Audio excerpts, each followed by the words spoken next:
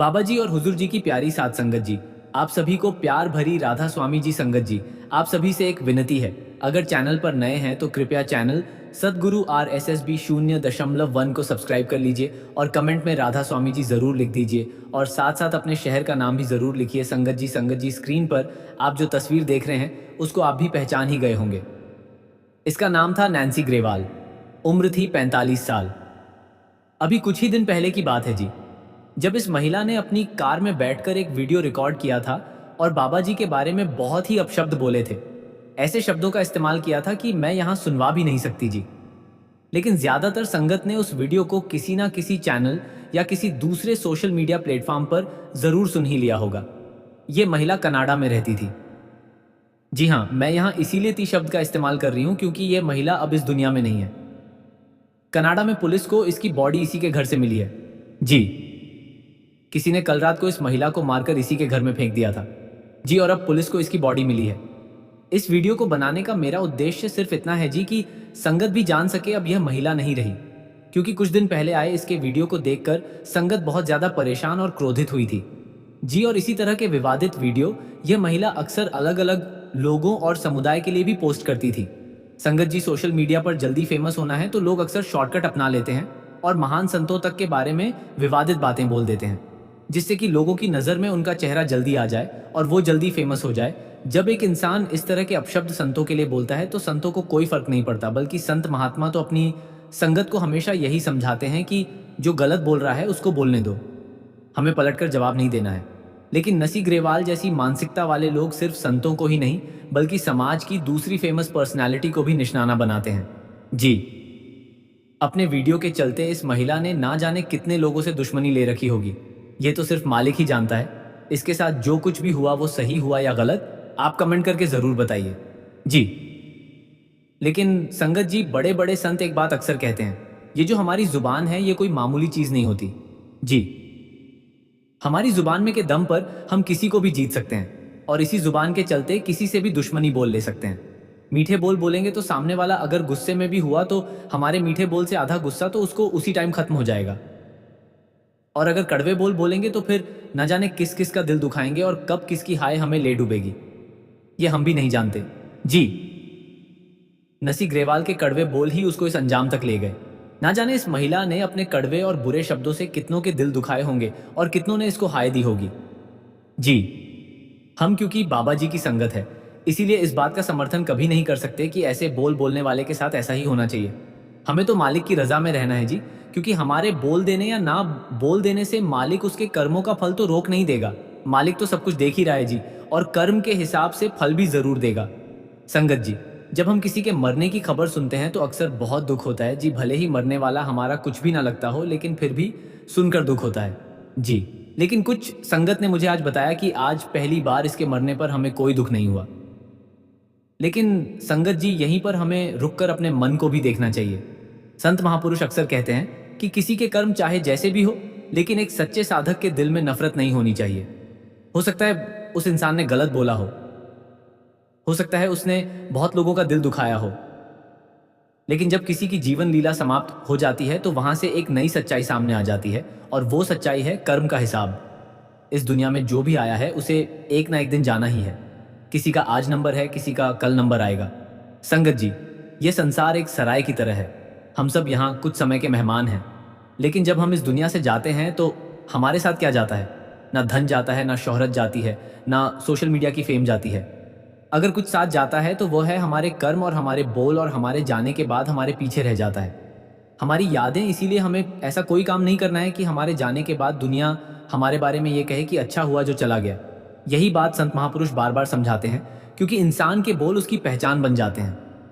कभी आपने गौर किया होगा, कुछ लोग ऐसे होते हैं जिनके पास बैठते ही मन को शांति मिलती है, क्योंकि उनके बोल मीठे होते हैं, उनकी वाणी में प्रेम होता है। और कुछ लोग ऐसे भी होते हैं जिनसे 2 मिनट बात करने के बाद ही मन भारी हो जाता है, क्योंकि उनके शब्द में कड़वाहट होती है। संगत जी, शब्दों में बहुत बड़ी ताकत होती है जी। एक मीठा शब्द किसी टूटे हुए इंसान को संभाल सकता है, और एक कड़वा शब्द किसी खुश इंसान को भी अंदर से तोड़ सकता है जी। इसीलिए संत महापुरुष कहते हैं, पहले शब्द को सोचो फिर अपने मुंह से निकालो, क्योंकि बोले हुए शब्द कभी वापस नहीं आते और ना ही ले जा सकते जो बोल निकल गया तीर की तरह निकल जाता है। नसी अग्रवाल ने जो भी कहा अब वापस नहीं आ सकता, लेकिन इस घटना से हमें एक बहुत बड़ी सीख जरूर मिलती है। आज सोशल मीडिया का समय है जी। लोग लाइक, व्यू और फेम के लिए कुछ भी बोल देते हैं, कभी धर्म के खिलाफ, कभी संतों के खिलाफ, कभी किसी समुदाय के खिलाफ। ऐसे लोगों का बस एक ही मकसद होता है जी, कि किसी तरह वायरल हो जाना। लेकिन संगत जी, वायरल होने की कीमत कभी कभी बहुत भारी पड़ जाती है जी। आज एक वीडियो बनाकर लाखों लोग देख लेते हैं, लेकिन वही वीडियो कई लोगों के दिलों में आग भी लगा सकता है जी। और जब दिलों में आग लगती है तो फिर नफरत पैदा होती है, और नफरत से नफरत जन्म लेती है, और नफरत से दुश्मनी जन्म लेती है। नसी ग्रेवाल के मामले में भी कुछ ऐसा ही हुआ होगा। हालांकि हम इस बात की पुष्टि नहीं कर रहे कि उसको मारने वाले ने किस कारण से उसको मारा होगा, लेकिन यह बात भी सच है जी कि उसने ना जाने कितने लोगों को अपनी बातों से आहत किया होगा, किस किस के दिल को चोट लगाई होगी। यह तो वही जानता है जो ये सब कुछ देख रहा है, और वो है मालिक। लेकिन संगत जी, यहां हमें एक और बात समझनी चाहिए। संत महापुरुष तो समुंदर की तरह होते हैं, कोई उसमें गंदगी डाल दे तो भी समुंदर छोटा नहीं होता। संतों का दिल इतना विशाल होता है कि वो हर इंसान के लिए भलाई ही चाहते हैं।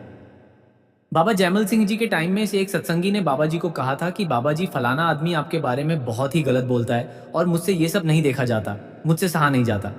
तो बाबा जी का जवाब था कि कोई बात नहीं, तुम उसको बोलने दो, मैं उसको भी पार लगाऊंगा। अब ये सुनकर सत्संगी भाई कहने लगा कि बाबा जी, लेकिन वो तो आपके बारे में गलत बोलता है, फिर भी आप उसको पार लगाओगे?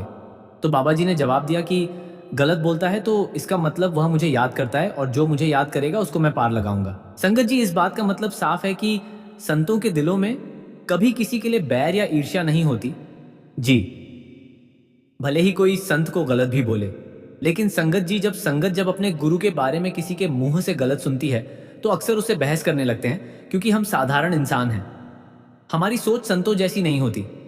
संगत जी, अगर हम सच में बाबा जी की संगत है तो हमें एक बात अपने जीवन में जरूर अपनानी चाहिए जी। कभी किसी के लिए बुरा मत बोलो, क्योंकि हम नहीं जानते कौन सा शब्द कब किसका दिल तोड़ देगा, और एक टूटा हुआ दिल कभी कभी ऐसी बद्दुआ दे देता है जो जिंदगी बदल देती है।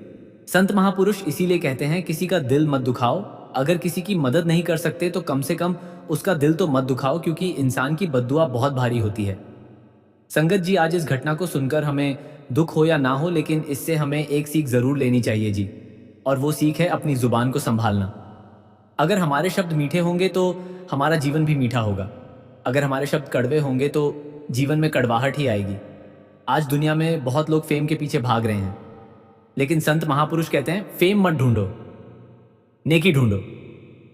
फेम कुछ समय के लिए होते हैं, लेकिन नेकी हमेशा साथ चलती है। और संगत जी, जब इंसान इस दुनिया से जाता है तो लोग उसके बारे में यही कहते हैं, ये इंसान कैसा था।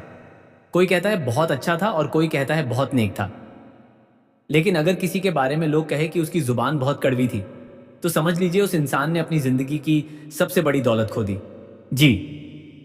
संगत जी, आज इस घटना को सुनकर हम किसी के लिए नफरत ना रखें जी, बल्कि मालिक से यही अरदास करें कि मालिक, जिस आत्मा की जीवन लीला समाप्त हुई है उस पर भी अपनी कृपा दृष्टि बनाए रखना, और साथ ही मालिक से यह भी प्रार्थना करें कि मालिक हमें ऐसी बुद्धि देना कि हम कभी किसी का दिल ना दुखाएं और अपनी जुबान का सही इस्तेमाल करें जी। क्योंकि संगत जी, एक सच्चे साधक की पहचान ही यही होती है जी, उसकी वाणी में प्रेम होता है। संगत जी, अब मैं आपको एक प्यारी सी घटना सुनाने जा रही हूँ जी। ये घटना एक कहानी के रूप में है, जो हमें ये बताएगी कि इंसान पैसे और फेम के लिए सारी उम्र ना जाने कितने बुरे काम करता है, लेकिन जब ऊपर वाला इंसाफ करता है तो ना पैसा काम आता है और ना प्रसिद्धि। संगत जी, एक समय की बात है, एक ऐसा राजा था जिसे अपने जीवन में सबसे ज्यादा प्रेम अगर किसी चीज से था तो वो था धन दौलत। उसके लिए सोना, चांदी, हीरे, मोती ही सब कुछ थे जी। परमात्मा के नाम, भजन, सिमरन या आध्यात्मिक बातों में उसका मन जरा सा भी नहीं लगता था जी। उसकी आदत बन चुकी थी कि वह समय समय पर पड़ोसी राज्यों पर हमला करता और वहां से अपार धन दौलत लूटकर अपने राज्य में ले आता। संगत जी, कभी सोने के सिक्के, कभी चांदी के बर्तन, कभी हीरे जवाहरात, ऐसे ही लूटते लूटते उसके महल के खजाने भरते चले गए। समय बीतता गया और धीरे धीरे उसके पास इतना ज्यादा खजाना इकट्ठा हो गया कि उसका हिसाब रखना भी मुश्किल हो गया जी। लेकिन संगत जी, जब इंसान के पास दौलत जरूरत से ज्यादा हो जाती है तो उसके साथ एक और चीज पैदा होती है, डर। राजा के मन में भी यही डर घर कर गया। वो सोचने लगा, अगर मैंने इतनी सारी दौलत महल में ही रखी तो क्या पता कोई चोर आकर इसे चुरा ले जाएगा। अगर किसी को इस खजाने का पता चल गया तो सब कुछ लुट सकता है। और इसी चिंता में एक दिन उसने अपने सबसे विश्वास पात्र मंत्री को मिलवाया। वो मंत्री बहुत ही साधारण स्वभाव का था। जी, जीवन भी बहुत सादा था, लेकिन राजा को उस पर पूरा भरोसा था। जी, अब राजा ने मंत्री से कहा कि मुझे ऐसी जगह बताओ जहां मैं अपनी सारी दौलत सुरक्षित छुपा सकूं, जहां किसी की भी नजर भी वहां ना पहुंचे। अब मंत्री कुछ देर सोचता रहा और फिर कहने लगा कि महाराज जी, महल से कुछ दूर एक सुनसान पहाड़ी है। उस पहाड़ी के अंदर एक पुरानी सुरंग है। वहां आसपास कोई आता जाता भी नहीं है। अगर आप चाहे तो अपना खजाना वहां छुपा सकते हो। अब वहां किसी को शक भी नहीं होगा। राजा को मंत्री की यह सलाह बड़ी ही पसंद आई। जी, अब संगत जी अगले ही दिन वो मंत्री को साथ लेकर अपने सैनिकों से खजाने के बक्से उठवाकर उस सुनसान पहाड़ी तक पहुंचा दिया जी। और वहां जाकर उन्होंने सुरंग के अंदर गहराई में एक जगह चुनी और राजा ने अपना सारा का सारा खजाना, सोना चांदी हीरे मोती जवाहरात, सब कुछ वहीं छुपा दिए जी। अब संगत जी उस सुरंग के बारे में सिर्फ दो ही लोग जानते थे, या तो राजा और उसका वही खास मंत्री। अब संगत जी समय बीतता गया। एक दिन राजा के मन में अचानक ख्याल आया कि क्यों ना जाकर मैं अपना खजाना देखा देख के आऊं। बिना किसी को बताए, यहां तक कि मंत्री को भी बिना बताए, वो अकेले ही उस पहाड़ी की ओर निकल पड़ा। अब वो सुरंग के दरवाजे तक पहुंचा जी। दरवाजा खोला और अंदर चला गया। अब जैसे ही वह अपने खजाने के सामने पहुंचा, उसकी आंखें चमक उठी थीं। सोने के ढेर, चांदी के बर्तन, हीरे मोती की चमक, वो उन्हें देखकर इतना प्रसन्न हो रहा था कि जैसे किसी बच्चे को अपना खिलौना मिल गया। वो कभी सोने के सिक्के हाथ में उठाता, कभी हीरो की रोशनी में चमकते हुए देखता और मन ही मन बहुत खुश होता। जी, उसी समय संयोग से उसका वही खास मंत्री उस रास्ते से गुजर रहा था। जी, अब मंत्री की नजर अचानक उस सुरंग के दरवाजे पर पड़ी और वो चौंक गया, क्योंकि दरवाजा खुला हुआ था। जी, तो उसके मन ही मन सोचा कि अरे, मैं तो कल रात ही खजाने को देखने आया था। कहीं ऐसा तो नहीं कि मुझसे ही दरवाजा खुला रह गया हो। संगत जी अब यह सोचकर उसने बिना अंदर देखे ही दरवाजा बंद कर दिया जी, और उस पर ताला लगा दिया। उसे लगा कि उसने बस अपनी गलती सुधार दी। फिर वो वहां से चला गया जी। लेकिन संगत जी उधर सुरंग के अंदर राजा अपने खजाने को देखकर मग्न था। जी, अब कुछ देर बाद जब उसका मन भर गया तो वो बाहर निकलने के लिए दरवाजे की ओर बढ़ा। जी, लेकिन जैसे ही उसने दरवाजा खोला वो हैरान रह गया। दरवाजा बाहर से बंद हो चुका था। अब राजा बहुत ही ज्यादा घबरा गया। उसने पूरी ताकत से दरवाजा पीटना शुरू किया। वो चिल्लाने लगा, कोई है, कोई है, दरवाजा खोलो, मुझे बाहर निकालो। लेकिन वो जगह इतनी सुनसान थी कि वहां इंसान तो क्या, परिंदा भी नहीं फटकता था जी। उसकी आवाज सुरंग की दीवारों से टकराकर वापस उसी के पास लौट आती। कोई सुनने वाला ही नहीं था। जी, अब राजा ने बहुत कोशिश की। घंटों तक दरवाजा पीटता रहा, चिल्लाता रहा, लेकिन धीरे धीरे उसकी आवाज भी थककर उसी सुरंग में दबकर रह गई। जी, संगत जी, आखिरकार राजा थक हार कर वो एक कोने में बैठ गया। अब उसे धीरे धीरे भूख और प्यास सताने लगी।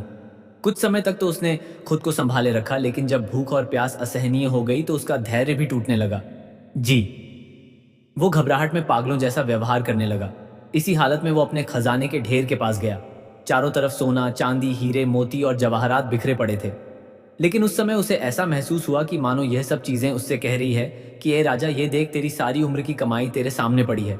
सोना भी है, चांदी भी है, हीरे मोती भी है, लेकिन आज तेरी हालात देख। इनमें से कोई भी चीज तेरी प्यास नहीं बुझा सकती। कोई भी चीज तुझे एक घूंट पानी नहीं दे सकती, और तू एक घूंट पानी और एक निवाला रोटी के लिए तड़प रहा है। संगत जी, उस भयानक घड़ी में बैठे बैठे आखिरकार उस राजा की आंखें खुल गईं। उसे यह एहसास हो गया कि जिस धन दौलत को वो सारी उम्र सबसे बड़ा सहारा समझता रहा, वो इस समय उसके लिए मिट्टी और राख से कुछ ज्यादा कम नहीं था। जी, चारों तरफ हीरे मोती सोना और चांदी के ढेर लगे थे, लेकिन उनमें से कोई भी उसकी प्यास नहीं बुझा सकता। कोई भी उसे एक टुकड़ा रोटी नहीं दे सकता था। जी, उस क्षण राजा को अपनी सारी जिंदगी की भूल समझ आ गई। जी, इसके बाद उसने वहीं पड़े मोतियों को इकट्ठा करके उनका एक बिस्तर सा बना लिया और उसी पर लेट गया।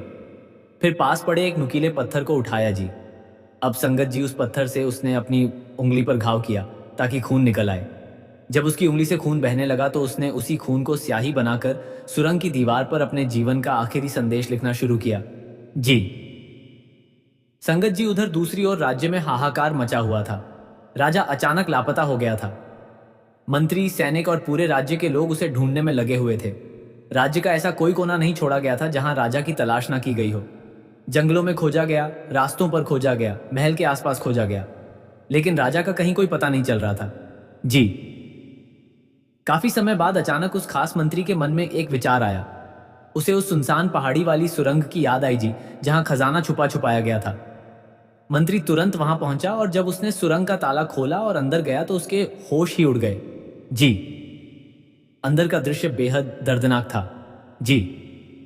राजा हीरे और मोतियों से बने उसी बिस्तर पर मृत अवस्था में पड़ा हुआ था।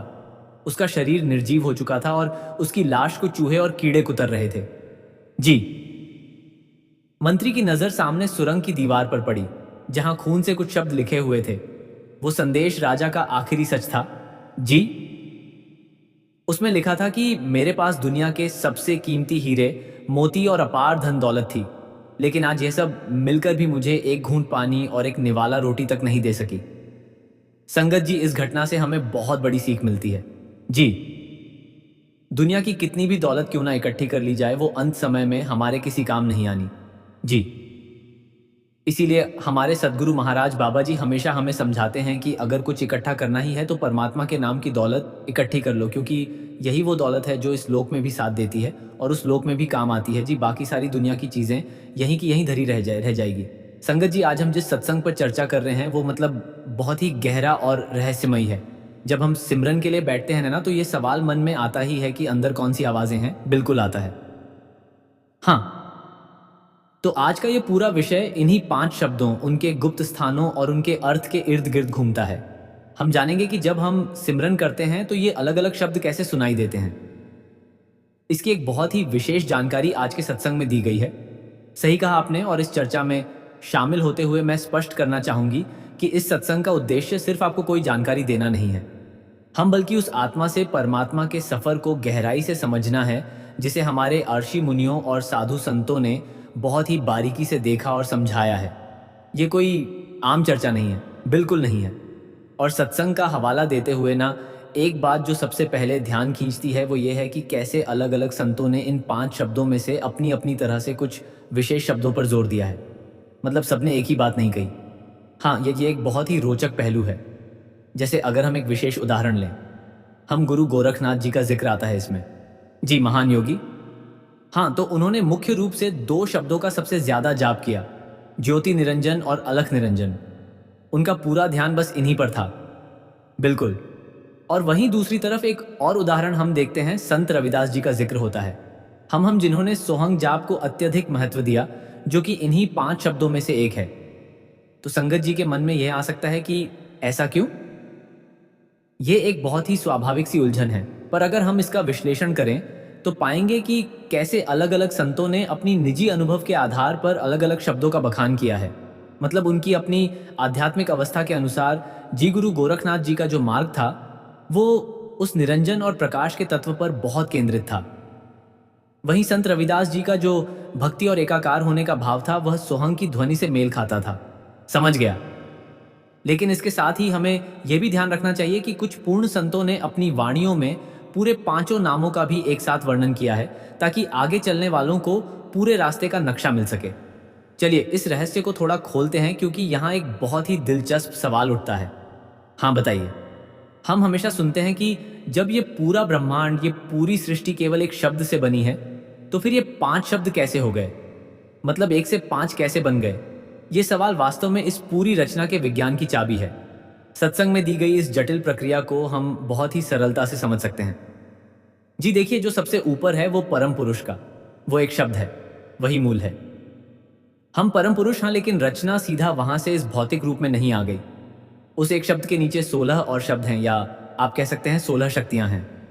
16 शक्तियां, बिल्कुल। और इन्हीं 16 शक्तियों में से एक शब्द उत्पन्न हुआ है जिसे निरंजन कहते हैं। ओहो, यानी निरंजन उन 16 में से एक है। एकदम सही। और अब सबसे अहम बात, ये जो 5 शब्द हम सुनते हैं जिनका हम सिमरन करते हैं, ये असल में इसी निरंजन द्वारा रचे गए हैं। क्या बात है जी। निरंजन ने इस नीचे की सृष्टि को चलाने के लिए इन 5 शब्दों की रचना की है। तो वो जो एक मूल शब्द था वो सबसे ऊपर है, और ये 5 शब्द निरंजन के स्तर पर है।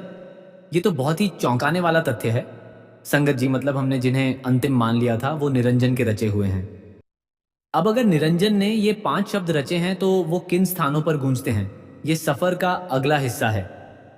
सत्संग में 5 आध्यात्मिक मंडलों या स्थानों का जिक्र आता है। चलिए एक एक करके उन 5 स्थानों का जिक्र करते हैं। सबसे पहला लोक है सहस्त्रदल कमल। जी, सहस्त्रदल कमल। जब आत्मा आंखों के पीछे एकाग्र होती है तो भौतिक शरीर से ऊपर उठकर सबसे पहले यहीं प्रवेश करती है।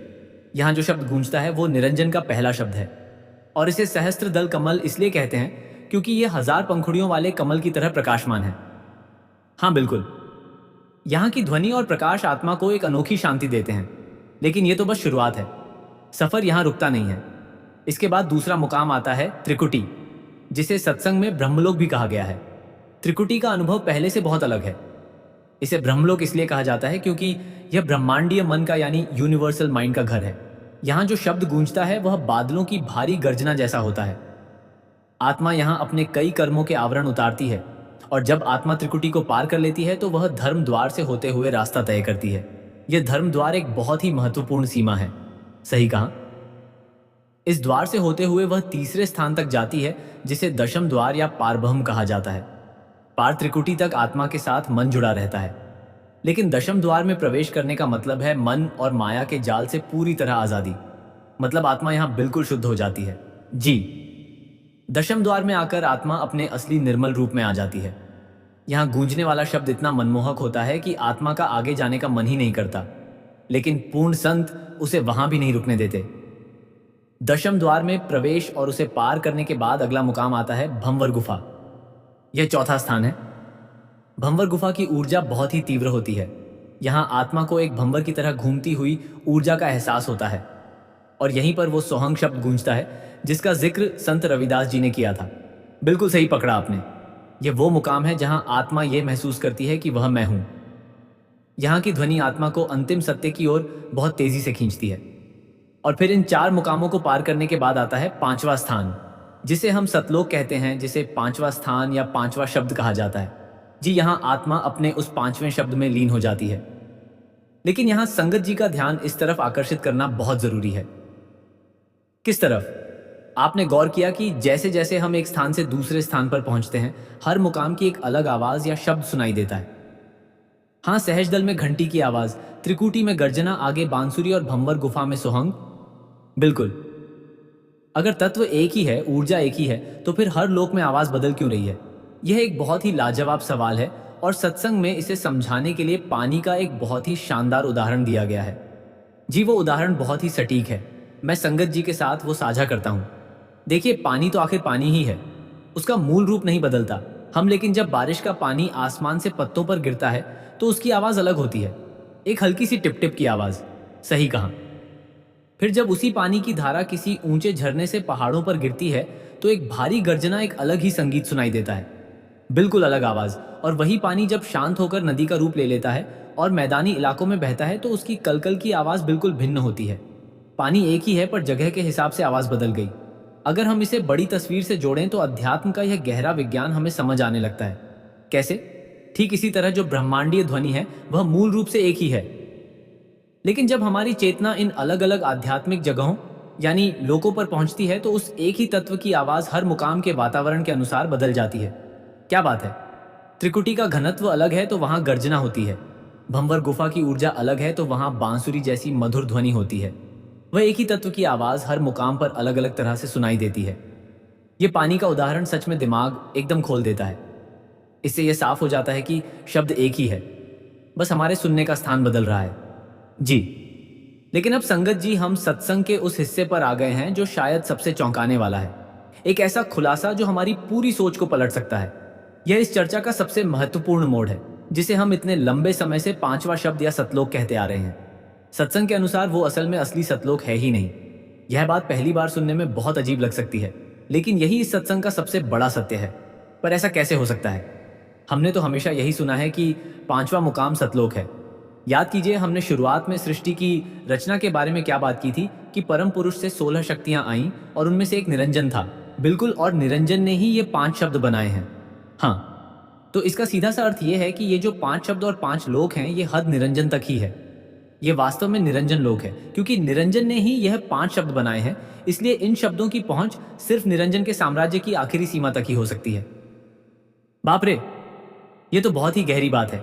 जिसे हम पांचवा मुकाम मान रहे हैं, वो केवल उस निरंजन लोक की आखिरी चोटी है। ये वो स्थान है जहां निरंजन द्वारा रचे गए शब्दों का अंत होता है। तो अगर ये पांचवा लोक केवल निरंजन का लोक है, तो सत्संग के अनुसार इसके ऊपर जो परम पुरुष का स्थान है उसका भेद क्या है? यही वह असली रहस्य है। असली सत्य और परम पुरुष का जो स्थान है वह अभी भी इन पांच शब्दों और पांच लोकों के पार है। उसका विश्लेषण अभी बाकी है। मतलब ये पांच शब्द अंतिम मंजिल नहीं है। उस परम पुरुष तक पहुंचने का रास्ता इन पांच लोकों के भी पार जाता है। संगत जी, यह सवाल हम सबको अपने भीतर उतारना चाहिए। बिल्कुल, क्योंकि वह सत्य हमारी सोच से कहीं ज्यादा विशाल है। तो संगत जी, ये बातचीत अभी पूरी नहीं हुई है। ये रहस्य बहुत गहरा है और इस चर्चा को और परम पुरुष के इस असली भेद को हम बिल्कुल इसी जगह से अपने अगले भाग में जारी रखें। तो संगत जी, चलिए इस बात की और गहराई में चलते हैं।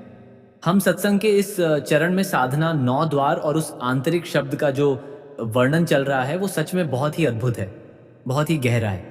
बिल्कुल, मतलब जब हम इस बिंदु से आगे बढ़ते हैं ना, हम तो ऐसा लगता है कि हम एक पूरी तरह से नई दुनिया में कदम रख रहे हैं। असल में ये दुनिया नई नहीं है, ये तो हमारे ही भीतर है। देखिए, सत्संग के आधार पर अगर हम बहुत ही शांत मन से विचार करें तो हमारे इस भौतिक शरीर की बनावट को समझना बहुत जरूरी है। हम शरीर की बनावट, जी, शरीर में मुख्य रूप से 9 भौतिक द्वार बताए गए हैं। 9 द्वार, हाँ, यह 9 छिद्र हैं। अगर हम इन्हें एक एक करके देखें तो सबसे पहला है गुदा द्वार, जो मल विसर्जन का स्थान है। जी। दूसरा है लिंग स्थान, जहां से मूत्र विसर्जन की प्रक्रिया होती है। फिर इससे ऊपर आए तो हमारा मुंह है, जिससे हम खाते हैं, बोलते हैं। 2 हमारी आंखें हो गई, 2 कान हो गए और नासिका यानी नाक के 2 छिद्र हो गए। तो कुल मिलाकर ये 9 द्वार हो गए। बिल्कुल। और सबसे दिलचस्प बात, या कह लीजिए सबसे ध्यान देने वाली बात यह है कि सामान्य अवस्था में ये सभी 9 द्वार सिर्फ और सिर्फ बाहर की तरफ ही खुलते हैं। मतलब हमारी पूरी की पूरी ऊर्जा बाहर की दुनिया में ही जा रही है। सही कहा, हम आंखों से बाहर देख रहे हैं, कानों से बाहर का शोर सुन रहे हैं। हमारी सारी चेतना, हमारी जीवन ऊर्जा इन्हीं रास्तों से बाहरी दुनिया में उलझी हुई है। ये तो बहुत ही थका देने वाली अवस्था है ना? और यही कारण है कि इंसान शांत नहीं हो पाता। सत्संग में इस बात को समझाने के लिए गहरी नींद का जो शानदार उदाहरण दिया गया है संगत जी के लिए, वह समझना बहुत आसान होगा। हाँ, गहरी नींद का उदाहरण बहुत ही सटीक है। मतलब सोचिए, जब हम गहरी नींद में सोते हैं तो अगर कोई हमारे ठीक सामने बैठकर बातें भी करे या हमें आवाज भी दे, बिल्कुल, या हमें बुलाए, तो हमें कुछ सुनाई या दिखाई नहीं देता। हम हमारी आंखें और कान जैसे काम करना ही बंद कर देते हैं बाहरी दुनिया के लिए। और यहाँ जो बात सबसे दिलचस्प है वो ये कि ध्यान साधना की प्रक्रिया भी बिल्कुल इसी तरह काम करती है। ध्यान में भी ऐसा ही होता है। जी, जब हम ध्यान में बैठते हैं ना, तो ये 9 द्वार अपने आप बंद होने लगते हैं। मतलब वो एक तरह से लॉक हो जाते हैं, अपने आप लॉक हो जाते हैं, कोई जबरदस्ती नहीं, बिल्कुल नहीं। ऊर्जा का बहाव बदल जाता है। जो ऊर्जा बाहर बह रही थी वह अब बाहर जाना बंद कर देती है। तो संगत जी, जाहिर सी बात है कि अगर द्वार बंद हो गए हैं और ऊर्जा बाहर नहीं जा रही है तो वह कहीं तो जाएगी। वह सिमट कर ऊपर उठने लगती है। इस ऊर्जा के ऊपर उठने की जो यात्रा है, ऊर्ध्वागमन की जो प्रक्रिया है, सत्संग के प्रवाह में भी इसे बहुत ही विस्तार से समझाया गया है। हाँ, यह यात्रा बहुत ही सूक्ष्म है। जब 9 द्वारों से ऊर्जा सिमटती है तो वह सबसे पहले हमारी त्रिकुटी में आती है। त्रिकुटी यानी दोनों भुवों के बीच का स्थान सही। और जब ऊर्जा त्रिकुटी में सघन होती है तो उसके प्रभाव से सिर के सबसे ऊपरी हिस्से में जो सहस्रार है वह भी चलने लग जाता है। बिल्कुल, सहस्रार सक्रिय हो जाता है और फिर त्रिकुटी और सहस्रार, इन दोनों के मिलन बिंदु से, यानी इनके बिल्कुल सेंटर पॉइंट से एक नया रास्ता खुलता है। सेंटर पॉइंट से, और यही रास्ता दशम द्वार की ओर जाता है। हाँ, इसी मार्ग से साधक दशम द्वार या 10वें डोर में प्रवेश करता है। दशम द्वार यह सुनते ही एक बहुत गहरी शांति का एहसास होता है। लेकिन दशम द्वार से आगे का जो सफर है, सत्संग में भंवर गुफा और निरंजन लोक का जो जिक्र है, वो थोड़ा हैरान करने वाला है। हैरान करने वाला इसीलिए है क्योंकि यहाँ से भ्रम की शुरुआत होती है। भ्रम जी, देखिए, इस पूरे ब्रह्मांड में हमें निरंजन ने एक तरह से कैद करके रखा है। हम दशम द्वार के पार जाने पर साधक भंवर गुफा से होते हुए निराकार अवस्था तक पहुंच तो जाता है, जहां रूप रंग कुछ नहीं, बस एक शून्यता है, एक शब्द है। और ज्यादातर लोग इसी निराकार को अंतिम सत्य मान लेते हैं। बिल्कुल, लेकिन यह अंतिम सत्य नहीं है, यह निरंजन लोक का ही हिस्सा है। तो फिर अंतिम सत्य, या कह लें कि 11वां द्वार कहाँ है? 11वें द्वार या 11वें लोक में परम पुरुष का वास है, जिसे सतलोक कहा गया है। लेकिन यहाँ एक बहुत बड़ा नियम लागू होता है। वो क्या, कोई भी अपनी मेहनत से या अपनी ऊर्जा के बल पर ज्यादा से ज्यादा निराकार तक पहुंच सकता है, लेकिन उसके आगे उस 11वें द्वार को पार करने के लिए गुरु की नितांत आवश्यकता होती है। जी हाँ, गुरु के बिना वह दरवाजा नहीं खुल सकता। संत कबीर साहिब जी ने कबीर संहिता में इस बात की बहुत ही विस्तृत और स्पष्ट जानकारी दी है। कबीर संहिता में, हाँ, गुरु ही वो मार्गदर्शक है जो निरंजन के इस जाल से निकालकर परम पुरुष तक ले जा सकता है। ये सच में अहंकार को तोड़ने वाली बात है। हम सोचते हैं कि हम सब कुछ खुद कर लेंगे, पर बिना गुरु के समर्पण के आगे का मार्ग बंद है। बिल्कुल। अब इस सबके बीच में संगत जी का ध्यान सत्संग के उस सबसे रहस्यमय हिस्से की ओर खींचना चाहता हूं। आप आंतरिक शब्दों की बात कर रहे हैं ना? हाँ, बिना कोई नाम जपे केवल शरीर के भीतर गूंजने वाली वह आवाजें, अनहद नांद। बिल्कुल, सत्संग में ये एक बहुत ही शक्तिशाली बात कही गई है। पिंड ही ब्रह्मांड है, हम पिंड ही ब्रह्मांड है। इसका सीधा सा अर्थ है कि जो कुछ भी उस विशाल ब्रह्मांड में है वो सब इस भौतिक शरीर यानी पिंड के भीतर भी मौजूद है। तो अगर हम पूरे ब्रह्मांड को अपने भीतर महसूस कर सकते हैं तो उन आवाजों को भी सुन सकते हैं। जी। और सत्संग में उन 5 शब्दों या आवाजों को बहुत ही स्पष्ट रूप से बताया गया है। मैं चाहूंगा कि आप एक एक करके उन 5 शब्दों को अत्यंत ठहराव के साथ संगत जी को समझाएं, क्योंकि ये कोई जल्दी में सुनने वाली बात नहीं है। बिल्कुल, मैं बहुत ही सहजता से बताती हूँ। देखिए, जब साधक की ऊर्जा ऊपर उठती है और उसका ध्यान उसकी आंखों पर टिकता है, आंखों पर, हाँ, तो वहां जो सबसे पहली ध्वनि प्रकट होती है वो है ज्योति निरंजन की आवाज। ज्योति निरंजन। जी। इसके बाद जब ऊर्जा और सिमटकर त्रिकुटी में पहुंचती है तो वहां एक बहुत ही विशाल गूंज सुनाई देती है। वो गूंज कौन सी है? वो है ओम यानी ओमकार की आवाज। त्रिकुटी में ओमकार की गूंज। हाँ, और तीसरी आवाज हमारी श्वासों से जुड़ी है। श्वासों के चलने में बिल्कुल हमारी आती और जाती सांसों में निरंतर सोहंग का जाप चल रहा है। सोहंग मतलब बिना बोले बस सांसों के साथ ये ध्वनि जुड़ी हुई है। जी, इसे जपना नहीं पड़ता, यह बस चल रही है। फिर जब साधक दशम द्वार में प्रवेश करता है तब चौथी आवाज आती है। दशम द्वार में कौन सी आवाज है? वहां रंकार की आवाज गूंजती है। रंकार, ज्योति निरंजन, ओंकार, सोहंग और रंकार, और पांचवी आवाज निरंजन लोक में सुनाई देती है। वहां निरंजन की अपनी आवाज गूंजती है। और सत्संग के अनुसार यहीं पर साधक अक्सर धोखा खा जाते हैं।